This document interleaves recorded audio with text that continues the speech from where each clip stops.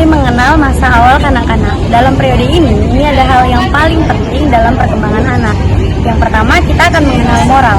Moral itu mengajarkan sang anak tentang membedakan benar dan salah dan membangun empati.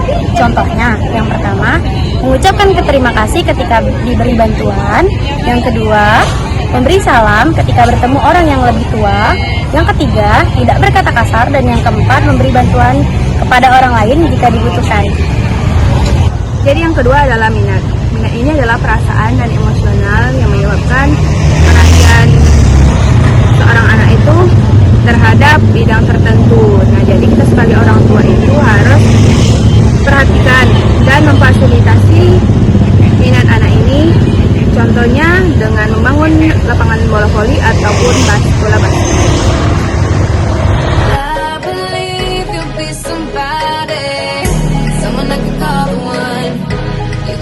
Yang ketiga, ada tahap perkembangan tentang seks. Pada masa kanak-kanak awal, mereka berada di tahap falik, yang mana mereka akan memahami konsep-konsep dasar tentang tubuh, gender, dan batasan-batasan privasi lainnya.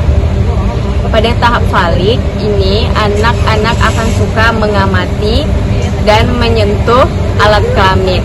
Pada fase ini sering terjadi pada anak laki-laki. Yang keempat itu ada keluarga. Keluarga berperan penting dalam membentuk identitas dan nilai-nilai anak serta memberikan dasar keamanan dan dukungan emosional.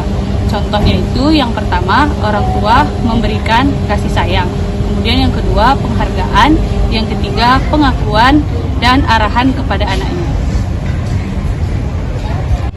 5. Kepribadian, yaitu perkembangan kepribadian melibatkan penemuan identitas diri, pengembangan keterampilan sosial, dan pengembangan karakter. Contohnya, yang pertama, temui potensi anak, dan yang kedua, jangan memaksa kehendak anak harus bisa melakukan itu, tentulah dengan bakat yang dimilikinya. Dan yang ketiga, ajarkan anak dari kecil untuk melakukan hal-hal yang sangat penting dalam kehidupan, seperti membuang sampah pada tempat. Nah, yang terakhir ada bahaya dan kebahagiaan.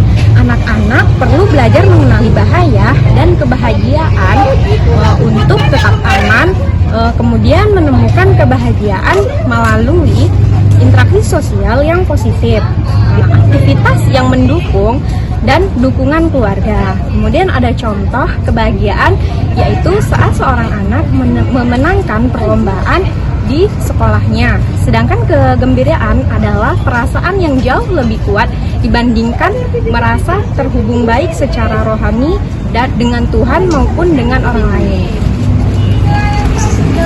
Teman, kesimpulan kita pada materi ini yaitu masa kanak-kanak awal merupakan masa peralihan dari lingkungan rumah ke lingkungan sekolah, sehingga anak-anak membutuhkan waktu untuk beradaptasi. Mereka akan terus berkembang dengan adanya bimbingan dari keluarga dan guru, didukung oleh kognitif anak yang mampu untuk berpikir.